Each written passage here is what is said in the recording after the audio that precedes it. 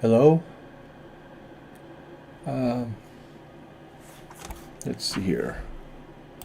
Um,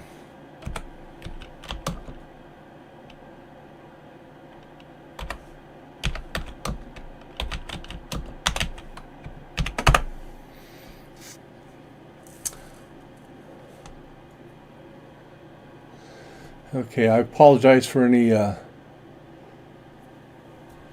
technical problems. This is the first time for me. So I'm just going to assume everyone can hear me.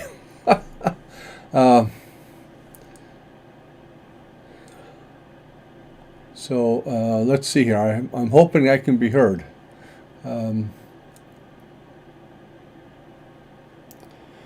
So what we're going to be just covering this evening is, you've got a new analyzer, or you've borrowed one, and you're just trying to get an idea of what your antenna looks like. So what I've done is I've pulled up my Rig Expert analyzer here. Now I apologize in advance. The resolution on this is not really good, so it's a bit of a hassle.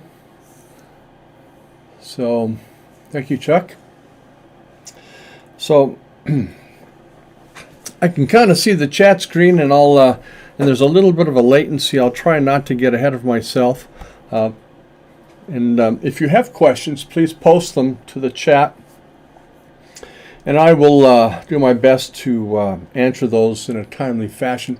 So let me just go through here for a moment. You've got an antenna up, and you're trying to just better understand what does your antenna really do? What can it do for you? So this evening we're just going to do kind of a high-level view of how to use an analyzer like this. It could be an MFJ, it could be a VNA unit. The graphical type is what we're going to touch on this evening. So the various kinds of antennas. Well, we've got dipoles, we've got verticals, we've got Yagis, we have all sorts of antennas at our disposal. We wonder, can we get away with just one antenna that will work all the bands, or all the bands of interest for you? And if you're a technician trying to get learn how to use HF better, or maybe we're just talking VHF or UHF. Well, an analyzer can tell you what your antenna is capable of doing. So with that in mind, I'm just going to hook up right now. I have here my my Yagi antenna, and it works on from 20 to 10 meters.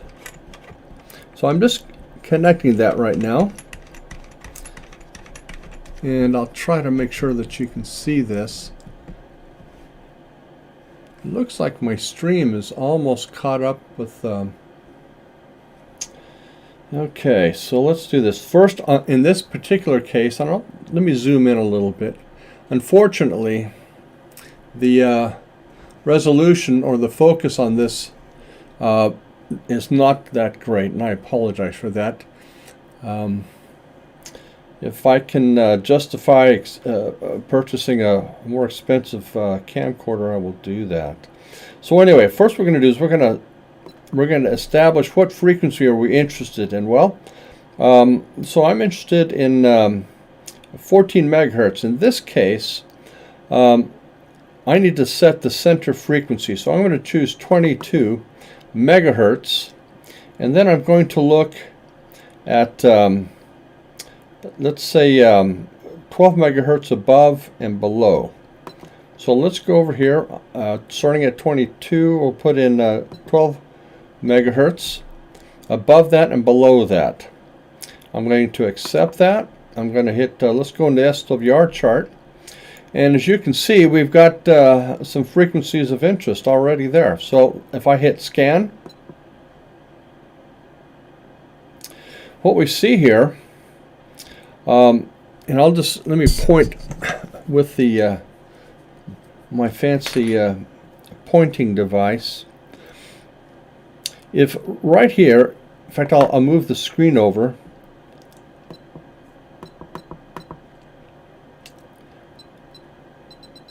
Let's look at, let's go to 20 meters. So on 20 meters, my antenna at 14.320, let me go a little bit further down. So at 1450, I'm 4.65. That antenna needs to be tuned a bit. So let me go up in frequency a little bit. At 14.1, I'm at 2.34. Now, I believe I can zoom in. Let me hit rescan again. So, we can see that the antenna, just graphically, dips below 1.2. And if we bring that into where the crosshairs are, if I'm doing this right, yeah. Right there. Now, I guess the screen's a little bit blurry, but let me just point out, right here, it's 1.15 at 14.225 megahertz. So if I happen to have an internal tuner in my radio, I can, tighten that up a little bit, and we'd have a really good match there on 20 meters. Let me see if I can back out. We'll scan again. So let's go over here. Look at the other frequencies. Let me come out a little bit more.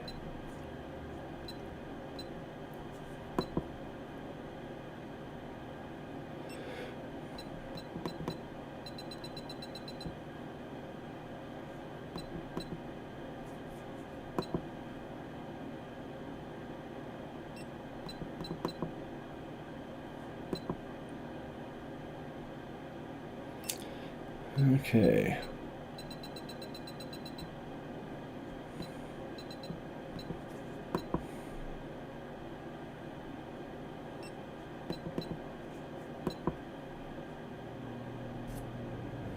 I got to get the right resolution here. Here we go.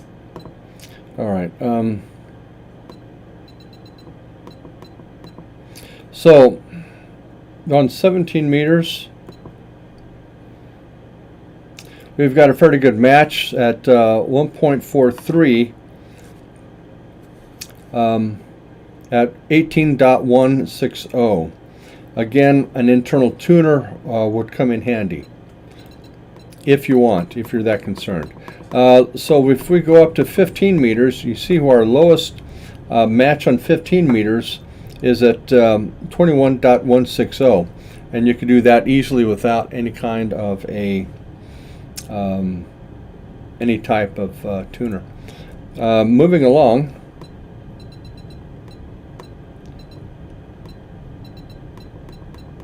so I'm going to hit scan here. Now I see some funky curves here, but when you get you start getting some some odd variations here. Let me just, if we look at, in fact, let's focus on 10 meters. That's because of cycle 25. We probably have a fair amount of people interested in that. So in this particular case, at 28.360, the lowest point is 1.34 to 1. Again, you may or may not want to use a tuner, but that would be one way to look at your antenna. So let me change antennas here for a moment. That happens to be my Yagi again. Now I have here in the shack, for all of you portable operators, if you're thinking about using ham sticks, I happen to have a pair of 40-meter ham sticks set up. So with that in mind, in fact, let me go out here a little bit and get better, not quite as blurry. So let me change the frequency to 7 megahertz, and I'm just going to go 1 megahertz above and below. I'll accept that. I'll hit scan. So right there I can see that the way my ham sticks, and it's a pair of them, are tuned, my lowest SWR is right here at 6980 kilohertz or 6.9 megahertz. Unfortunately, that is out of band, so what we need to do, because it's lower than the band, that you have to shorten the antenna, right? So the longer the resonator is, it's going to have a lower frequency. So how do we do that? So if you bear with me, I can just very quickly change the length of our antenna to shorten it.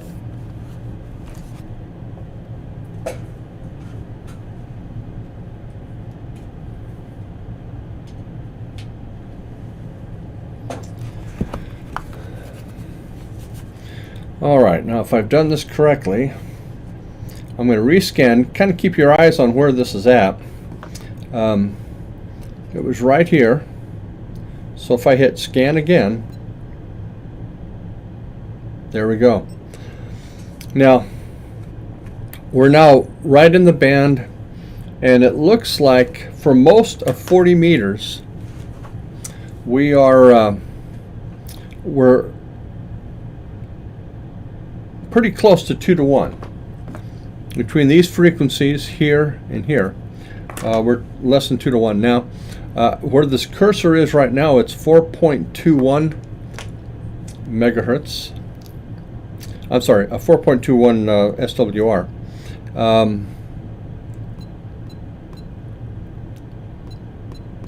And let's see, out of band, top of the band is 4.10.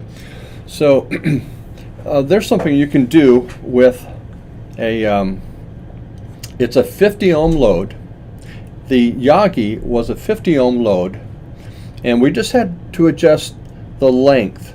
And we're dealing with balanced antennas, aren't we? With a Yagi is really a balanced antenna. This ham stick dipole, again, it's a balanced antenna. But what if you are going to operate, let's say, an end fed, or let's say you're going to operate portable? You're going to have to consider alternatives to that arrangement. So I'm going to turn this off for a moment, and we're going to bring in my antenna simulator.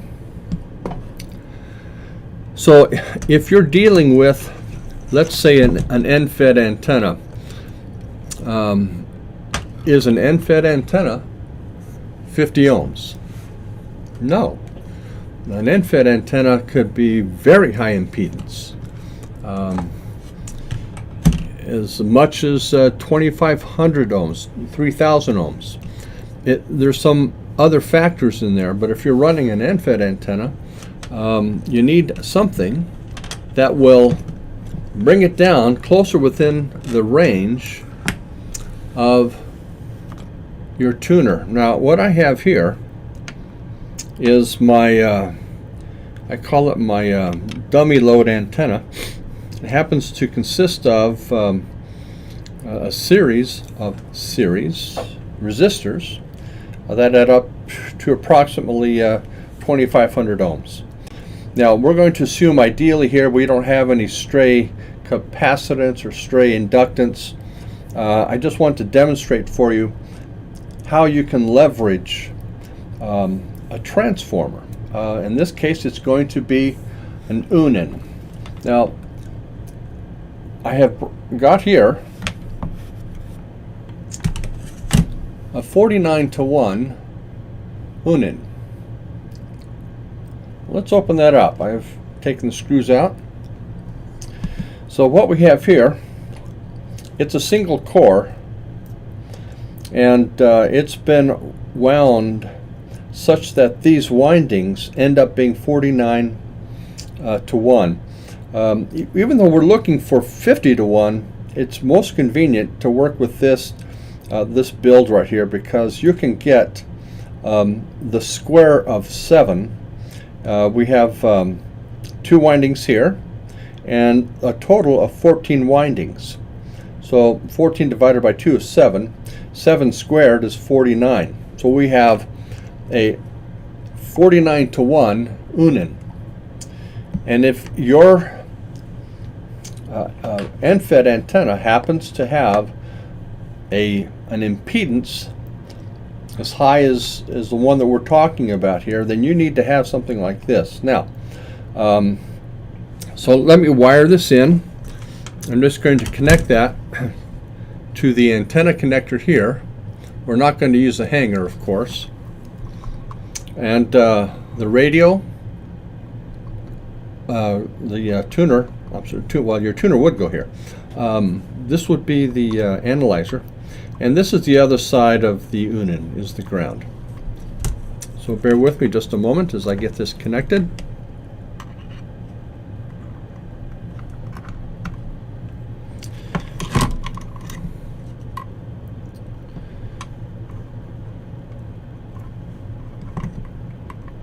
You know, in the real world, we wouldn't have stray capacitance or stray inductance, but in this scenario, we have to make do with what we have.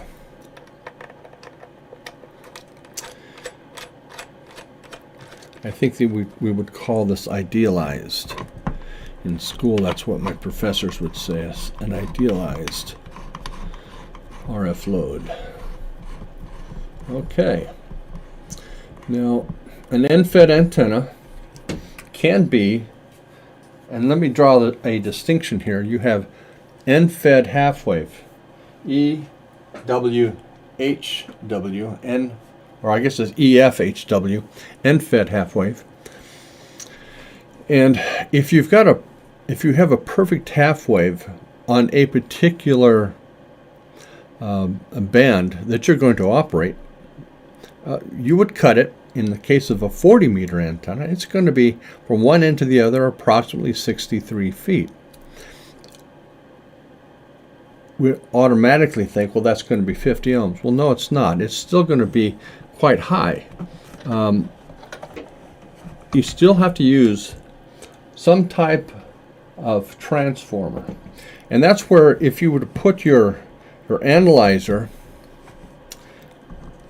on your antenna, whether from the shack or at the feed point of the antenna, well, then you could see, as I pointed out, you would know in advance what kind of transformer you would need. But in the case where you have a multi-band end-fed antenna, in that case, you will have to rely on something that's got a broader reach, and that's where this 49 comes into one. I'm assuming that this is a multi-band all HF. When I say all HF, I am just saying from 80 meters to 10 meters. Although I believe this would work just as it will still work on 160 meters. So in this case, I'm going to pick central frequency of 15 megahertz, and I need it to go 15 megahertz above, 15 megahertz below. That gives us a pretty wide range to look at. Okay, now we'll look at these a little bit closer, and then we'll talk about it. Let it scan. So we can see in this particular case with this load, and let me go down to we're at 80 meters, 3.6.0. Let me zoom in a little bit. So at 3.7 megahertz, we have an SWR of 1.26. That's a whole lot better than 2,000 ohms, isn't it? Because we're using a 49-to-1. So if you're trying to feed an end-fed antenna without using the proper type of transformer, you're going to have a lot, and you're relying on your tuner within your shack to do the heavy lifting. Well, that means you're going to have a lot of loss in your coax. So let's just let's keep zooming around here. Let's go to 40 meters. Looks like we're is that 1.68? Yeah. So 40 meters is hit the main bands. There's 20 meters, 2.92. So far these would probably be able to be matched by your internal tuner in your radio if you have one that's built in. I'm just going to 15 meters. However, we're just outside of 3.0. Now, in this case, you might be lucky enough to get that to match if you've got a ICOM 7300. I think those operate a little bit above 3, but not much more. So let's keep going. Let's go up to 10 meters. Well, here at 10 meters, we've got 2.85. So we're still less than 3. So again, by using a 49-to-1, we've been able to get that to match. Now, I think I have here also a 9-to-1 and a 450 ohm dummy load. Let's look at that. So I believe if you had a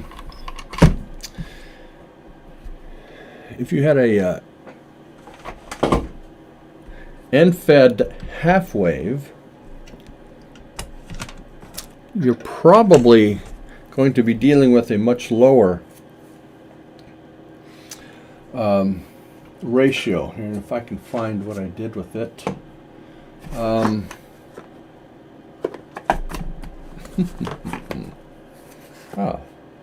Yeah, there we go. This happens to be a LDG 9-to-1 Unin. So this is store-bought. If you don't want to build one, you can always buy them. So let's connect up the meter.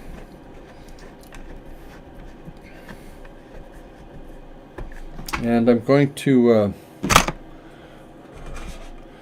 Rocky, reach into your bag of tricks and pull out a 450 ohm resistive load. Ooh, that won't fit. Well, we'll have to make it work somehow. That won't quite reach, will it?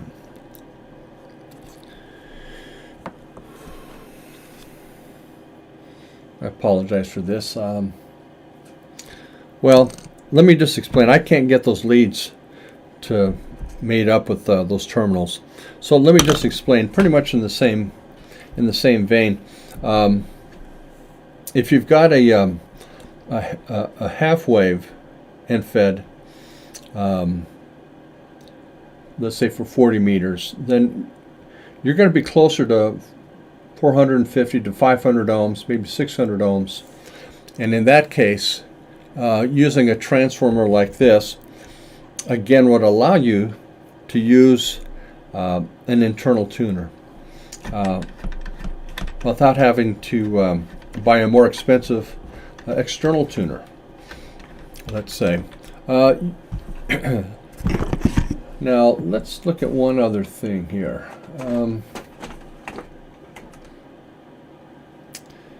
Let's see, one other thing here.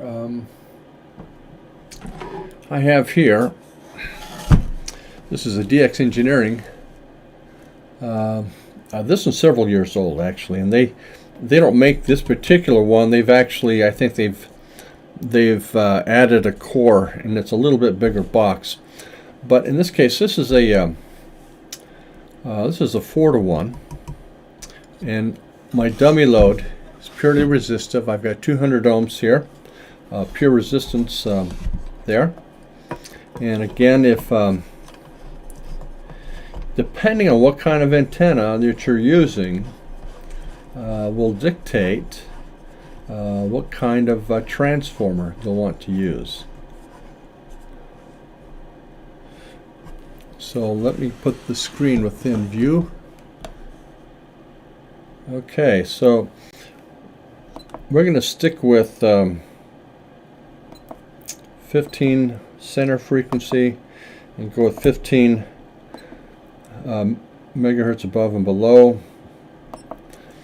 So let's do a scan. Now that's what you like to see. A broadband balun. Something that you can, this is for a balun here, again, for those who don't realize, it is balanced to unbalanced. So you're going from a balanced to unbalanced. The balance is the, in this case, our antenna side, or the unbalanced, of course, is always your 50 ohm input. So let's look at this. Again, let's zero in on some of these things. Let's look at 160 meters.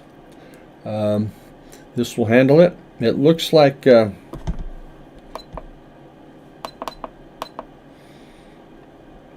across 160 meters, this particular balun goes from 1.05 to 1.04 on 80 meters.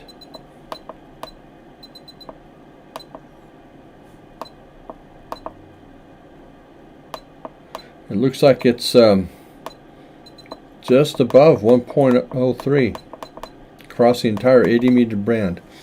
Again, if you're using an antenna that's balanced, but maybe for whatever reason you're using your analyzer, you find that the impedance of your antenna is closer to 200, 300 ohms, then it could be, for example, a cloud warmer antenna. If you got a horizontal loop, the impedance on those are not 50 ohms. Those are full wave on the lowest frequency. So something like this is what you would want to use. And those can be basically all band antennas. So let me, we'll just keep looking at this. 40 meters, it's at 1.04. And up on 30 meters, you're at 1.06. And 20 meters, 1.07. And 17 meters, 1.08. 15 meters, 1.09. 12, 1.1. And across 10 meters, it's a little bit higher, but not much. 1.10. And you see how it'll spike there a little bit. And 1.11.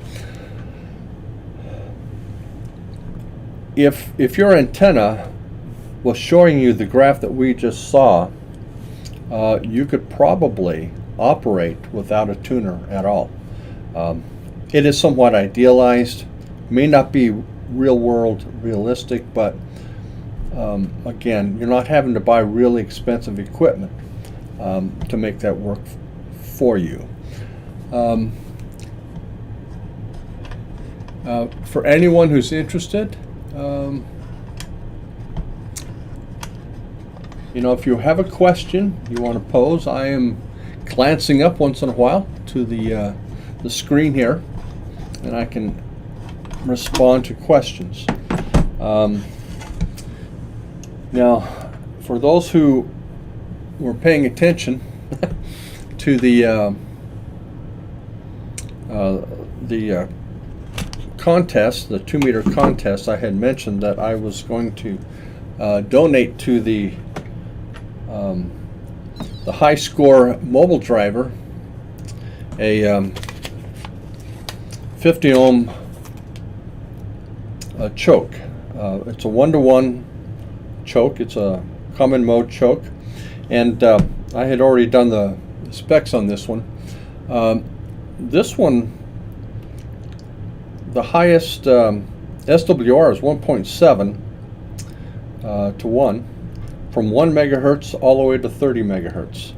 So if you were the lucky individual to have scored the high, got the high score, this will be yours.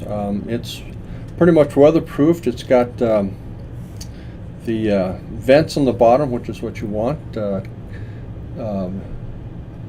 drain any moisture inside, and it's sealed for the elements. All right. Let me pause for a moment. Is there anyone who has questions? If you would, just post them in the chat and I'll respond.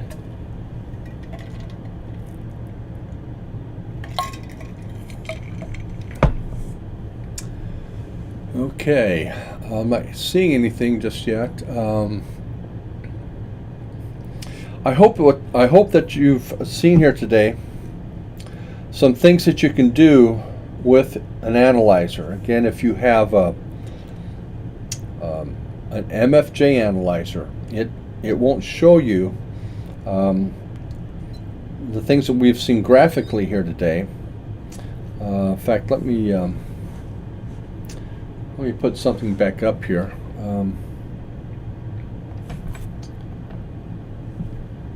Let's see here. This has got something already on it. So let's look at this. Now you can output from many of these analyzers this raw data that you can then massage into Smith charts, if you like to look at that sort of thing. Let me go here. Let me go down to the this would be, in fact, we're going to look at the impedance, resistance and impedance. Let me go down here in the middle of the scan. All right, so what this is showing us, for if you want this kind of information, the yellow is the resistive capacitance, the resistive component, excuse me, and X, because X is a positive value, I believe that is capacitive. Let me see if this has it. Yep, there we go. So this gives you, at that particular frequency, 18.74 megahertz. It tells you each of the components. It's 1.08 SWR. It's 52 ohms. Let's see. What else? It gives you the X of C, a negative 2.3 nanofarads, because that's the I guess capacitive is negative. Okay. And this is all the complex numbers down here that could be viewed visually in a Smith chart. So there's your additional parameters. These are things, again, that you can gather from, let's say, an MFJ.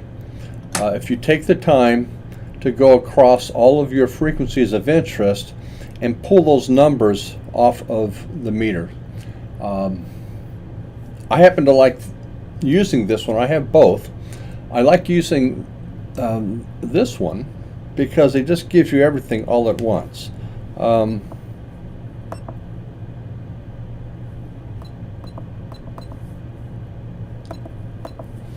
So there's also out there, and I think they're probably more affordable, are these small VNA devices. They are gaining in popularity. I'm trying to see if I have one. If I haven't taken out of the box yet. Yeah. Right here is something called a VNA, nano VNA, I should say. And these will, once you've read the manual, you can use this to do many of the functions that you will see here with these types of analyzers. So, all right. Okay, Chuck, I see that you've got your Unin in the same enclosure. Yeah, that's thank you, Home Depot and Lowe's. Any other comments or questions? If you would also, I give me some feedback on email. If this type of format is what you like, and we can try to help everyone who likes to present, use this type of format, or for those who think that might be useful. Don't hesitate to drop any questions to me. I guess if we were running the net, we would ask any further check-ins or any other comments. Please come now. So.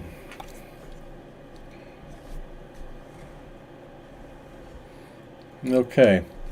Well, hearing none, would like to thank you for tuning in, and it may be, I can't promise, but I think next month's presentation may be a follow-up to this, but using Smith charts. You've all heard of Smith charts, I'm sure, at some point. May have seen some. And these are good topics to become familiar with as we draw closer to antenna season. So, thanking you for your very very good attendance this evening. I believe this presentation will be saved, and you can refer back to it if you would like to. So I see that we've got some late check-ins, but that's all right. Folks, thank you for checking in tonight, and we'll look for you at the next third Thursday Tech Talk.